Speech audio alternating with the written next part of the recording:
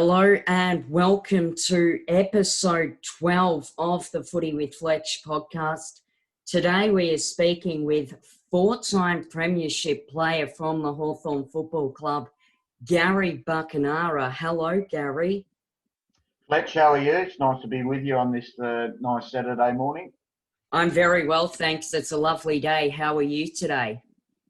Yeah, battling through like we all are in Melbourne, unfortunately, through this pretty rotten period. But anyhow, hopefully there's some light at the end of the tunnel for all of us.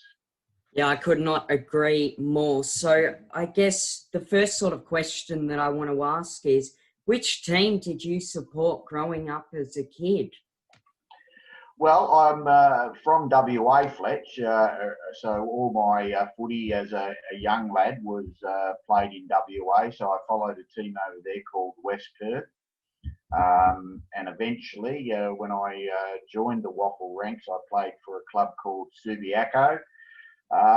But in the VFL back in those days, funnily enough, I did follow Hawthorn, so I was lucky enough to be able to join them in 1982. That definitely is great that you were able to play with the team that you supported. What was it like playing in the WAFL? Well, the WAFL was a very strong competition back in the 80s.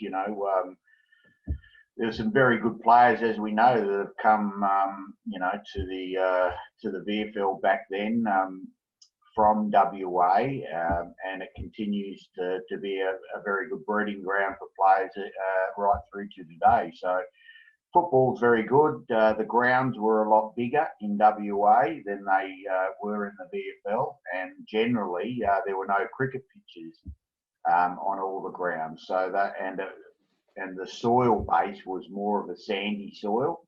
So if it did rain, it became very slippery, but the water dissipated very quickly, and generally the style of football was a fairly open, fast-flowing, very skillful game. So most WA players came with a fairly high level of skill because of the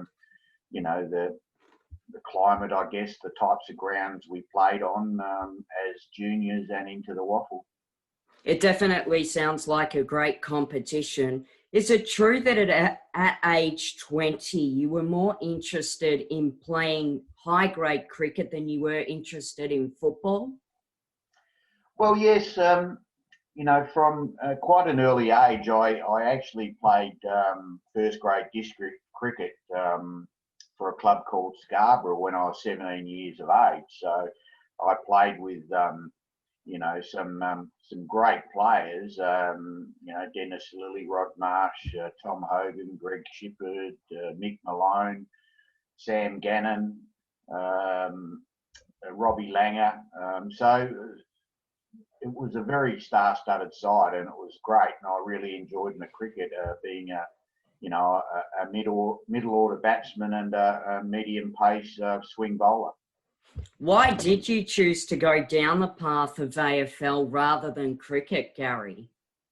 Well, I was playing footy with my mates, basically in an amateur competition in E-grade amateurs. It was a club called Churchland's Teachers College, and it was in, as I said, E-grade amateurs. And footy, I just enjoyed playing with my mates. And as things went on, I started to grow and fill out a bit as well, and all of a sudden, someone from Subiaco, who I was tied to because I was in their zone, said, "Come down and have a training run at Subi," and I did, and I guess from that point, I was trying to manage cricket and do pre-season training as well. At the same time with Subiaco, so that became a bit awkward, and I went and did the pre-season, combined that with cricket as well, and I was selected in Subiaco's league side for the first game. So I basically went from E-grade amateurs to playing league football,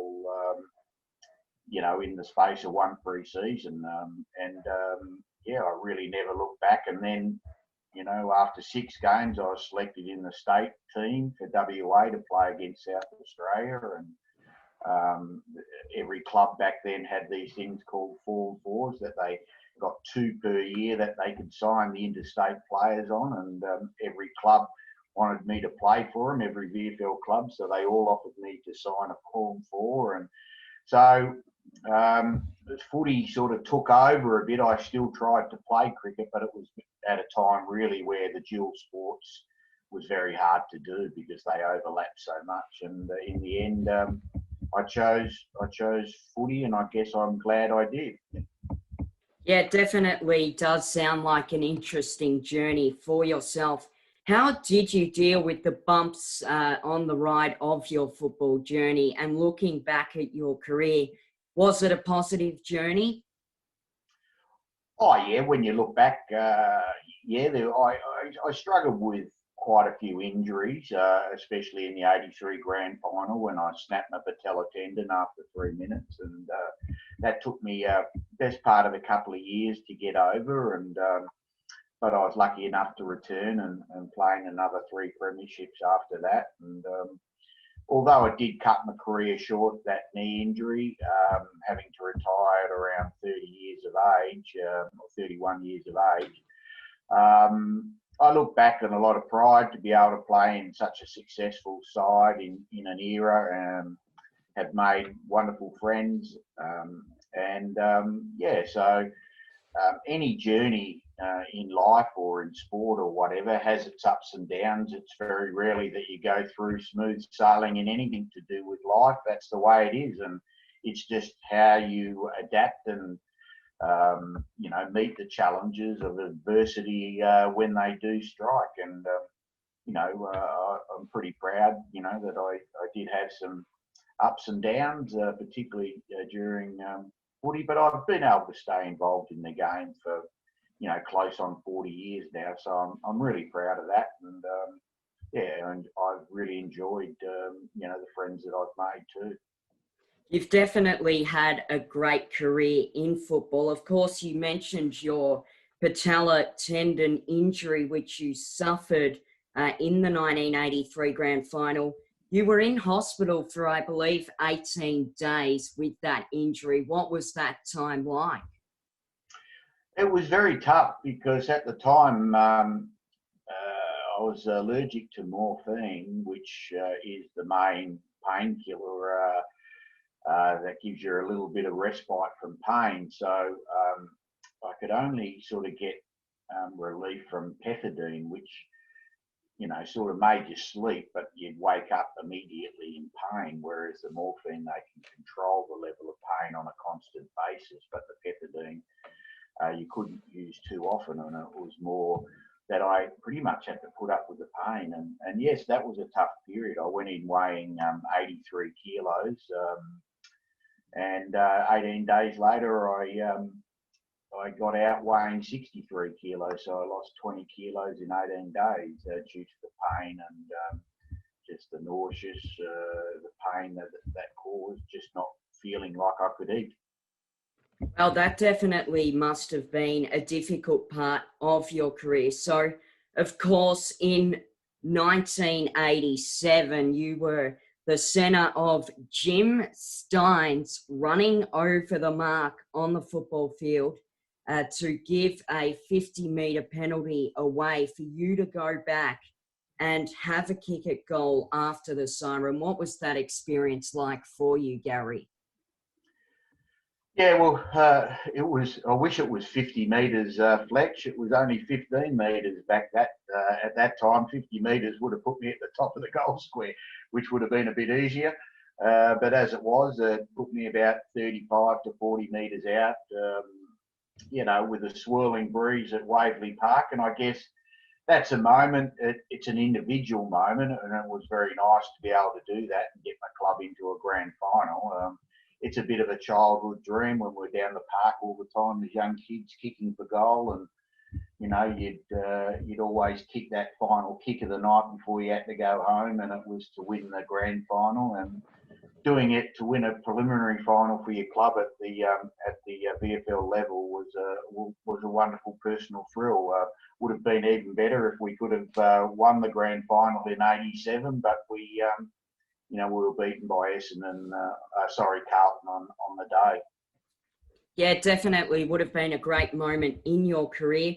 What was it like playing in the 1987 grand final against Carlton, considering that it was 30 degrees during the match?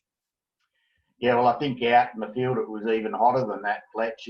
We really felt it, man. And given the week before, which was cold and wet, and we looked like we were going to lose all day. We kicked against the a howling breeze at VFL Park in the preliminary final for 3 quarters because the wind changed at quarter time. So for the first half, we kicked against a fairly strong breeze. So I think, in the end, that told on us the heat of the day, a complete change.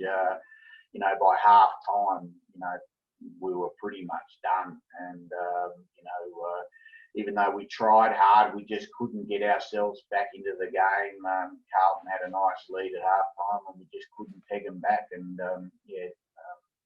they got revenge on us for the '86 grand final victory that we had. Yeah, definitely must have been a difficult match to be a part of. So who would have been the top 5 teammates that you would have played with at Hawthorn? You got to play alongside some of the greats. Oh, that's very hard, to nominate. I think there were so many great players. Obviously, I played with Lee Matthews towards the end of his career, from '82 to '85 when he retired. So I could see what a great player he was, at 5'9". He was playing predominantly as a forward, would go into the midfield, but, he was kicking his 60, 70 goals a year in those years as a, forward pocket, full forward type player. And, I just saw what a great player he was and how he could make a difference, in certain games by, turning games on its head, doing something when the side needed it. Jason Dunstall was a wonderful player and, he was fantastic. You look at a player like Chris Mew, who was very understated as a centre half back. I thought he was really beaten. Yet, he doesn't get all the accolades he probably should have, but he was a marvellous player. You look at Dermot Brereton, for what he provided, he certainly put his body on the line for his teammates. But you can go through all the lines, players like Langford, Pritchard. We just, Peter Knight's at his heyday and Kelvin Moore I played with. So there were some wonderful players. Probably missed a hell of a lot too, that could be spoken about. But yeah, they'd probably be the main ones I remember. Yeah, they definitely are some of the greatest footballers of all time. What was it like to be coached by Alan Jeans at one stage during your career at Hawthorn? Yeah, well, Alan was my coach right through from 82 through to 90, and Alan Joyce stepped in when Alan was cook in 1988. But yeah, he's a wonderful man. Before his time, really, he was such a motivator the way he spoke, but he was also very good at understanding, individual players and what got the best out of them. He'd know their traits, he'd know their personalities. He knew that some players needed a bit of TLC to get the best out of them, and some players needed to get a bit of a rocket to get the best out of them. And I guess that's what it is. It's man management. He was very good at that. And today, more than anything, today's footballers, it's all about man management and, getting the players to believe in your message and your game plan, but also building those personal relationships. And he definitely didn't treat every player as, one and with the same message. There was always, that individual caring that he used to show his players, and that's why he was so successful at Hawthorn, because the players certainly, loved him and played for him. Yeah, definitely is an important part to have great relationships. You see someone like Chris Fagan at Brisbane currently who has great relationships with his players. So I guess what was it like to play in 4 winning grand finals? Well, you played in 5 grand finals and went on to win 4 of them. What was that like for you? Oh, look, they're great memories that and that's what you play for, is to win premierships. My club in Subiaco, I won 3 wooden spoons in the 3 years that I played with them. We weren't a really strong side at all, but coming to Hawthorn and being such a powerful era, 9 grand finals in 10 years, winning 5 of them, is a terrific effort. And to be a part of that, it's very hard to explain. It's something that you look back and with a lot of pride, that you were a part of such a wonderful era.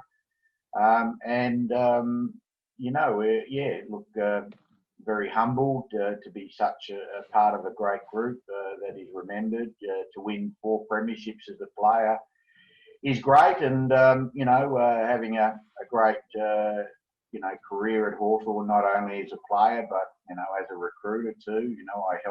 I was a part of 4 premierships as a recruiter and helping to rebuild the list after 2004. So that was another really special part of my football journey as well.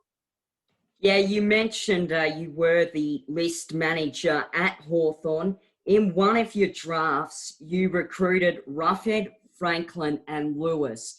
That must have been a great thrill for you. Well, it turns out, at the time you draft them, you're hopeful. You've seen them play. You've interviewed them. You're hopeful that they will develop into the players you think they will. And to watch the 3 of them become, really top line players. Probably Buddy, superstar, and Jared, and Jordan, stars in their own right, and just great contributors to the Hawthorn Football Club. Winning 4 premierships, even though Buddy left. Ruffy and Louis won 4, and Buddy, could have won 4, but he chose to go to Sydney. So that was. But watching their development, it was wonderful. Yeah, definitely was a great draft for you. What was it like, I guess, in your role as a list manager, and what was your relationship with Alastair Clarkson like during that time when he was coach? Well, Clarko developed him and became, and has become, one of the greatest coaches of all time, given what he's done in this modern era, developing a group of players. You've got to have the players. So, list management nowadays is so very important. And, when he first got the job, he knew what he had to do. The board wanted him, us to reinvest in the draft, build a list, and for him to play them. And the club knew there was going to be some lean years, but to get some games into them, and hopefully, we chose the right ones, which obviously along the way there were some great players brought to the club, not only through the draft, but Clarko did some nice trades to get some players through. And then, to that time where, the three-peat, the biggest thing that probably changed that in the end is Clarko started to have, in my opinion, too much of a say on, the types of players, particularly from a trading point of view, and, getting rid of our earlier picks for bringing in these types of players. And while it paid dividends, now I think, because of, going back 3 or 4 years ago, some of the decisions have left the club a bit thin in the young players coming through now, and the list has aged. And so I think, while the coaches of all clubs should have a say, particularly in the trading for experienced players who come, I think, there's got to be a balance between list management and keeping the list fresh. Yeah, I definitely could not agree more with you. So, of course, during your career, you had some mental health, issues. And how did you find the AFL's handling of that?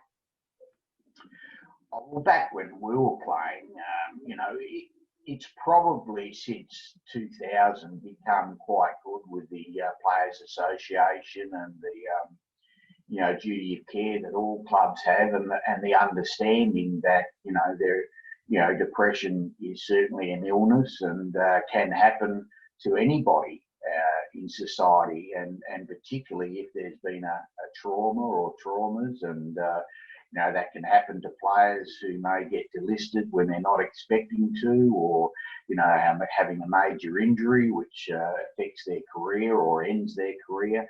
These sort of things can have profound effects on players, and mine was a combination of obviously the trauma of my knee and the battling through that.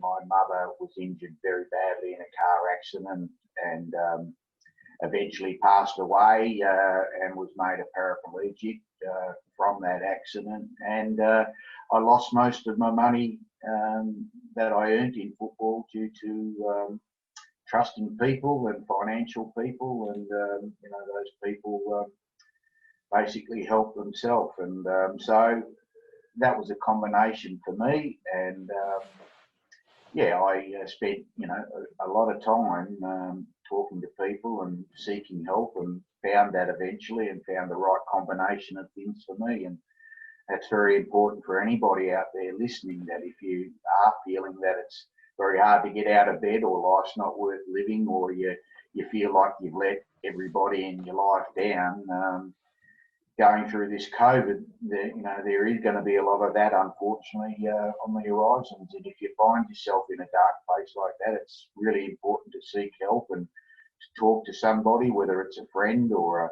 a partner or a relation, or even a doctor. It's very important to put your hand up, because there's no shame in it now, because it is a brain imbalance, and it is a disease that people now recognise. It's not weak to put your hand up. That definitely is a really powerful message. So thank you for sharing us some insight into that. I guess that you were the coach of Sydney in 1992 before you were sacked in 1993. What was your brief stint of coaching at Sydney like? I was very tough, and I guess that played a part in my depressional downfall. Thinking the football industry had turned its back on me after that, in something that I could have done nothing about in a team, and it was a privately owned side back then. The team had been in Sydney for 10 years. The group of private owners were only spending half the salary cap. Things that I wasn't quite aware of when I took on the job, and things that I should have asked about before I took on the job. I basically grabbed the opportunity to be an AFL coach, and it backfired, because there was no facility, there was no training venue, there was no doctors or physios that would come to the club. There was only one trainer to call on. So it was very tough to be able to try and build and develop a squad, given all of those circumstances. And I actually think, given the circumstances, I did a really good job to win 3.5 games out of 25 with that sort of,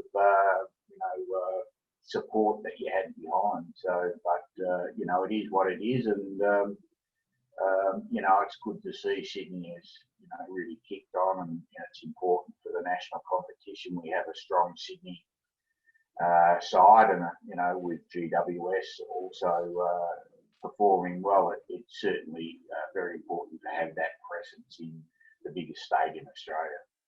Yeah, I definitely could not agree more with you. It sounds like you did have a difficult time as a coach, but then you went on to have great success as a list manager. I guess now, what are your hobbies away from football? How did you get out of the bubble of football? Well, I love my golf, Fletch. So I'm a member of the Rosebud Country Club down here. I live on the Mornington Peninsula down at Rosebud. So I enjoy the lifestyle, and I've got some good friends who, and Chris Mew is one of those who lives down here as well, and I play golf with him. But he's got a nice boat, and we go out and do a bit of snapper fishing together as well. So I love fishing and golf, and I love the lifestyle down here as well. That's certainly been fantastic. Been here down on the peninsula for now around 10 years.